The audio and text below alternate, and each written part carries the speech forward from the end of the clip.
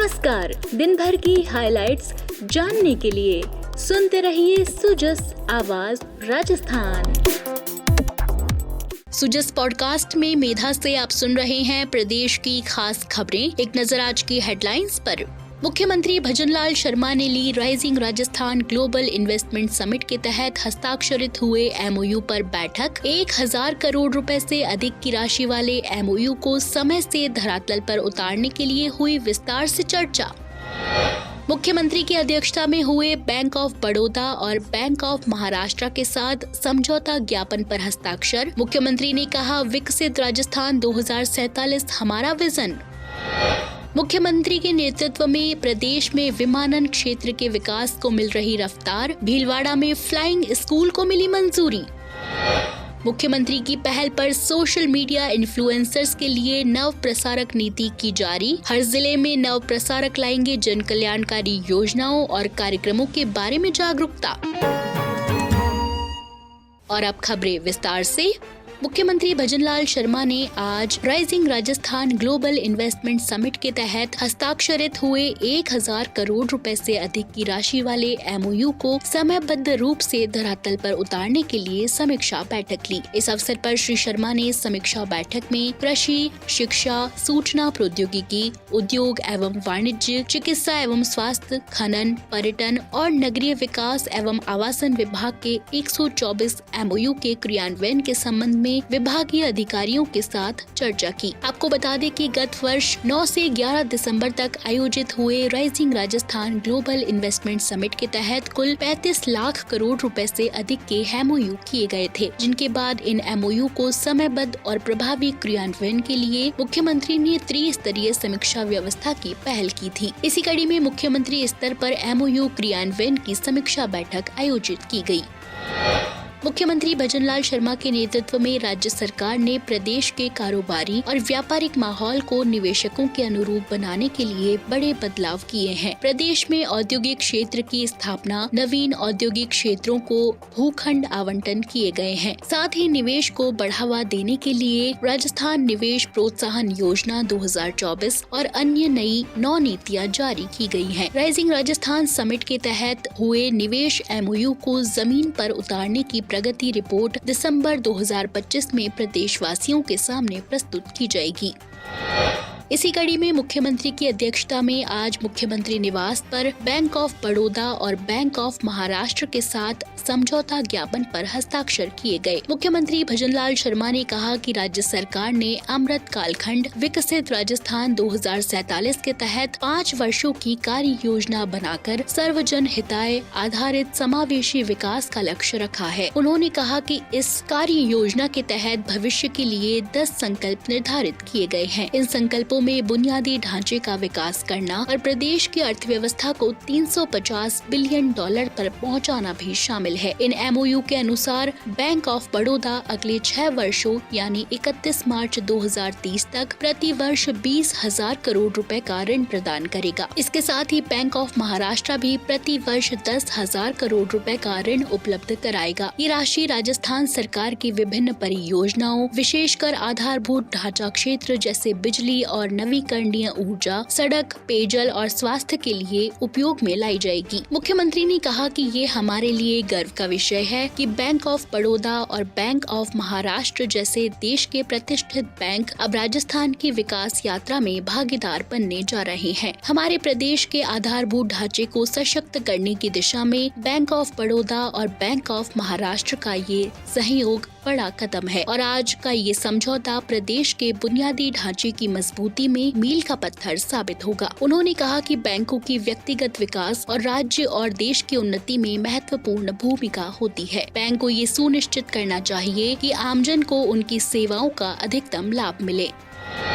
मुख्यमंत्री भजनलाल शर्मा के नेतृत्व में राज्य सरकार प्रदेश के विमानन क्षेत्र के विकास और क्षेत्रीय हवाई संपर्क को बढ़ाने के लिए अहम कदम उठा रही है। इसी कड़ी में भीलवाड़ा की हमीरगढ़ हवाई पट्टी को विकसित करते हुए फ्लाइंग स्कूल खोला जाएगा। इसके लिए राज्य सरकार द्वारा जरूरी स्वीकृतियां प्रदान की गई हैं। श्री शर्मा ने कहा कि इस फ्लाइंग स्कूल के खुलने से युवाओं को प्रदेश में ही फ्लाइंग प्रशिक्षण के अवसर प्राप्त होंगे। प्रतापगढ़ और बांसवाड़ा में भी फ्लाइंग स्कूल खोलने के लिए राज्य सरकार प्रयासरत है। इस संबंध में निवेशक यहाँ निवेश के लिए रुचि दिखा रहे हैं। केंद्र सरकार द्वारा विमानन क्षेत्र के लिए शुरू की गई उड़ान योजना से घरेलू यात्रियों की संख्या में वृद्धि हुई है। आपको बता दें कि प्रदेश में विमानन क्षेत्र में आधारभूत ढांचे का विकास और क्षेत्रीय हवाई संपर्क में सुधार करने के लिए राज्य सरकार महत्वपूर्ण निर्णय ले रही है। इसी क्रम में मंत्रिमंडल से नागरिक विमानन नीति 2024 को मंजूरी मिल चुकी है। इस नीति में विमानन प्रशिक्षण सुविधाओं, विमानन रखरखाव सेवाओं को बढ़ाने और एरोस्पेस गतिविधियों को विकसित करने पर जोर दिया गया है।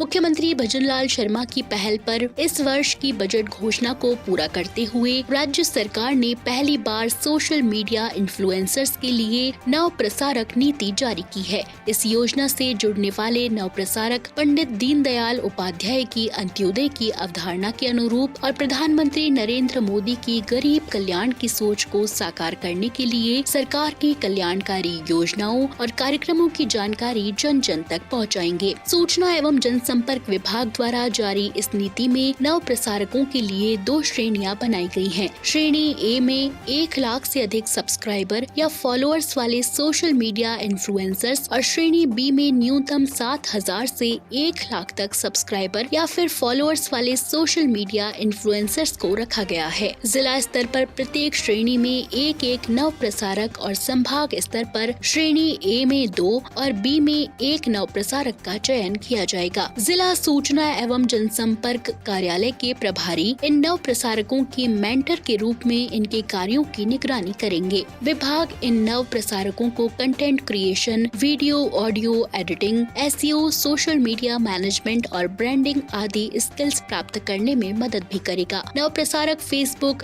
एक्स, इंस्टाग्राम और यूट्यूब में से अपने कम से कम 2 सोशल मीडिया अकाउंट पर राज्य सरकार की जन कल्याणकारी योजनाओं और निर्णयों से संबंधित एक पोस्ट प्रतिदिन अपलोड करेंगे। साथ ही सरकार के विभिन्न सोशल मीडिया हैंडल्स की पोस्ट को प्रतिदिन शेयर और रीपोस्ट कर योजनाओं का प्रचार प्रसार किया जाएगा। आपको बता दें कि परिवर्तित बजट 2024-25 में सोशल मीडिया इन्फ्लुएंसर्स को जन कल्याणकारी योजनाओं के प्रचार प्रसार से जोड़ने के लिए कौशल आधारित नव प्रसारक नीति लाने की घोषणा की गई थी। मुख्यमंत्री भजनलाल शर्मा के कुशल मार्गदर्शन में माइनिंग सेक्टर में लगातार सुधार और सरलीकरण किया जा रहा है। इसी कड़ी में जनवरी के दूसरे पखवाड़े में माइनिंग सेक्टर में वॉल्यूमेट्रिक आकलन और खनिज प्रबंधन में ड्रोन तकनीकों के उपयोग पर विशेषज्ञ प्रदेश के खनिज लीज धारकों से सीधा संवाद कायम करेंगे। प्रमुख शासन सचिव माइंस और पेट्रोलियम टी रविकांत ने बताया कि राज्य में आधुनिकतम तकनीक के उपयोग और पारदर्शी व्यवस्था के तहत 1 अप्रैल 2025 से सभी अप्रधान खनिज लीज धारकों को लीज क्षेत्र और उनके पास के 100 मीटर क्षेत्र का ड्रोन एरियल सर्वे कराकर रिपोर्ट प्रस्तुत करना होगा। उन्होंने बताया कि मुख्यमंत्री भजनलाल शर्मा ने पिछले दिनों नई व्यवस्था के तहत ड्रोन एरियल सर्वे में प्राप्त खनन रिपोर्ट और संबंधित लीज धारक द्वारा पहले प्रस्तुत की गई रिपोर्ट में अंतर लाने की स्थिति में राहत देने के लिए राज्य सरकार ने एक बार ये समाधान योजना भी लागू कर दी है। उन्होंने बताया कि मुख्यमंत्री और खान मंत्री भजनलाल शर्मा ने प्रदेश के खनिज लीज धारकों को नई व्यवस्था के संबंध में विशेषज्ञों और ड्रोन निर्माता कंपनियों से प्रेजेंटेशन के माध्यम से जागरूक करने की आवश्यकता जताई। भारत पाक के सीमावर्ती जिलों में नशा मुक्त भारत और नशा मुक्त राजस्थान की तर्ज पर जिला प्रशासन की ओर से चलाए जा रहे नशा मुक्त श्रीगंगानगर अभियान के सकारात्मक परिणाम प्राप्त हो रहे हैं। सुखद पहलू ये है कि ई शपथ के जरिए 1.25 लाख से ज्यादा लोग अभियान से जुड़कर दूसरों को जागरूक करने में जुटे हैं। नशा मुक्ति की इसी समस्या को दूर करने और युवाओं में नशे की प्रवृत्ति रोकने के लिए जिला कलेक्टर डॉक्टर मंजू द्वारा नशा मुक्त श्रीगंगानगर अभियान चलाया गया है। इसके तहत जहां एक और नशीले मादक पदार्थों का कारोबार करने वालों पर पुलिस, औषधि नियंत्रक, स्वास्थ्य विभाग सहित एजेंसियां सख्त कार्रवाई कर रही हैं, वहीं दूसरी ओर युवाओं को नशे की बुराइयां बताते हुए इससे दूर रहने के लिए जागरूक किया जा रहा है। तो आज के सुजस पॉडकास्ट में इतना ही। मेधा को दीजिए इजाजत। कल फिर होगी आपसे मुलाकात। तब तक के लिए नमस्कार।